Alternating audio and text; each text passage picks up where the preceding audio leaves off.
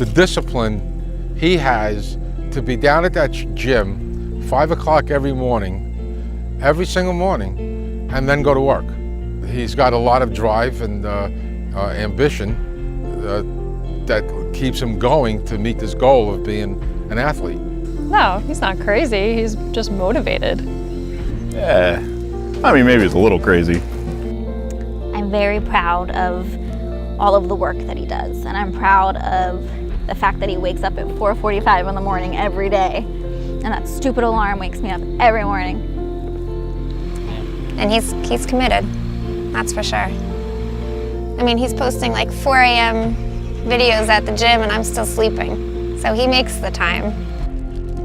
Part of the reason Anthony has gotten to where he is today is at an early age, he was always driven. At 13 years old, he was picking corn up here at Donaldson Farms at 5:30 in the morning. They would come early in the morning. They pick sweet corn, they pick all kinds of other vegetables, and they always talk about how much fun they have. They always talked about how much work they did. They worked hard, but they also made it fun. No, I wouldn't be picking corn at 5:30 in the morning. You get pretty wet out there, you gotta wear a rain suit, and he did this every day at 5:30, 7 days a week. His father was is a hard worker, worked 2 jobs, all of his life, and he just, wanted a great life for his family and his kids, and he just instilled that in Anthony. Anthony grabbed right onto his coattails and he's like, I'm doing it like that, this is what I want to do, and he's always been like that, but definitely got it from his parents, his father, just that work ethic of, you're never done, you're never done. I will tell you, it all stems from his family. They are go-getters, and they're the type of people who just have that drive. Being able to see someone go after what you want is the most flattering and inspiring thing in the world, and that's the person that I love. Once he has his mindset on something, he's going to go 100%. And if he wants something, he's going to do it. His attitude, his drive, his dedication towards his, the goals that he has and everything around him, like we said, how he pushes us, how he helps other people. I think that it's really just his attitude on life, that he knows how to connect with people and he knows how to make them want something more. And I think that he has that within himself too, that he wants something so badly and he'll do whatever he needs to do, and he'll lead himself, even if he doesn't have other people, which he does. He's surrounded with, people that are there for him, but he will push himself to get to where he wants to be 100%, no matter what. I mean, there's countless times that I could tell you that he probably wanted to give up and he didn't. Life is hard, but if you have a good support system like his family and his friends and me, I think that's what gets him through the day. I think with his mindset, he's really chosen a different path in his life, a path where he wants to be successful and he wants to surround himself with people that are positive influences in his life. Well, I think he got a lot of help from athletes that are already with First Phorm. Like that big Ty Russ and Michael No Donuts.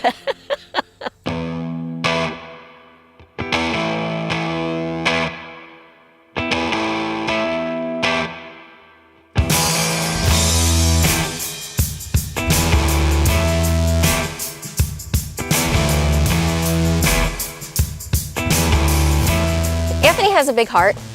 He's willing to help anybody do anything. That's a big part of his determination in life. He definitely is involved in our family, and he would do anything to help any of us. So I think that helps with his personality and who he is. We started doing the first Phorm challenge and started working out with him in the morning and everything, and he kind of rubbed off on us a little bit, and it wasn't necessarily for him, but he wanted us to succeed, so he made sure that he pushed us every single day to get to the gym and to make sure we're doing our workouts, and checked in on us all the time with what we're doing, outside of the gym. We know that if we're not at that gym at 5 a.m., we're gonna get a text or a phone call or something that says, where were you at? Where were you? What's going on? I mean, check in on me for other reasons. Hey, how's everything going? How's work going? But then he would say, hey, how were your workouts this week? Or, oh, I saw your post. That workout looked like it was hard as hell. and how's your eating going? And I would send him what I ate and he'd be like, that looks great, just do this or do that differently. So just for him to take the time for me shows me that he could definitely make the time for anybody else.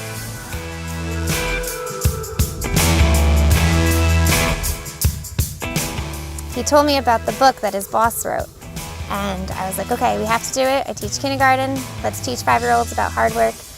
And he came into the classroom, and so he read the book and said how he has to work out, and one of my kids was like, all right, let's do some workouts. So Anthony got on the ground with about 15 5-year-olds and showed them how to do push-ups, and he got sweaty with them, and you can just imagine Anthony in the middle of a kindergarten colorful classroom doing push-ups. He did jumping jacks with them, and it really stuck with my kids, and I think it stuck with them because Anthony showed them.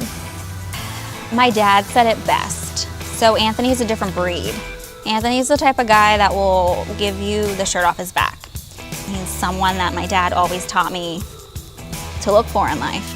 Yeah, I mean, Anthony, he'll train every morning. I'm at the gym with him. He'll train me side by side, and if we're doing something, he'll keep pushing. He won't let me give up. He's, a motivator. He doesn't just want to do better for himself. He wants us to do better. He's always, like she just said, he's always asking us what we're doing and how we're doing and, what he can help with. So, especially the goals in mind about what he's trying to reach, he definitely wants us to reach too. He's an amazing friend. He genuinely cares about his friends, and I don't know, he'll go out of his way to do anything for you. He just embodies it. He embodies that position. In the fitness aspect, he's trying to reach as many people as he can via social media or in daily life. And I mean, he's going to other gyms, he's working out with new people, he's putting it out there. Hey, you're in the tri-state area, let's get together, let's work out. He's trying to get to as many people and reach as many people as he can. It's 100%, he's all in all the time. There's not one single day that you catch him that he's not about this lifestyle and about all the goals that he's setting for himself. I've known Anthony for a long time, and when I met him, he's probably gonna be pissed. These thick glasses. You want to talk about glasses? These, I don't even know how he could keep his head up. They were so big. When we were little, Anthony ate kid cuisine and fruit by the foot. He was never a clean eater. It wasn't something that was also instilled in us in the house that we grew up in. So his clean eating and his eating habits, exercise habits, that's all him. When I first started dating Josh, it was basically me, Josh, and Anthony 24/7. And we would go to McDonald's, Taco Bell, and Anthony drank Coke probably 24/7. Nah, iced tea. Oh, He's iced an iced tea tea. drinker. Yeah, he's not really But if we were sober. at McDonald's, it would be Coke. No, he would get raspberry iced tea. Yeah. Yeah, so lots of sugar, fat, and just really crappy foods. We would literally go from the gym to McDonald's and get a couple hamburgers, fries, big drinks, and Now, I'm a phys ed teacher and I teach nutrition, and I'm asking Anthony how much of each I should be eating. How many carbs should I eat? How many protein should I be eating? And I went to school for this, so obviously I've seen the results in him and seen how much he's changed his diet and how strict he is, and I'm like, all right, you need to teach me. people start getting a nicer body, like, yeah, you can see he's big. And that turns a lot of people into a douche, oh, I'm sexy, oh, look at me, and he's not like that, even to banter back and forth with your friends, he's not like, oh, I look better than you, I'm bigger than you, blah, blah, blah. He doesn't look at himself like, oh, I'm hot shit, He'd rather help somebody learn the right way to lift or learn how to eat better or do something like that, rather than, hey, look at me, I'm big, I'm tough, It's not just with First Phorm, it's not just with his challenge, it's with his life. Like, the past couple of years, he's really worked towards goals in every aspect of life, as far as his house, his job, his secondary job, obviously his fitness, which he's been amazing in.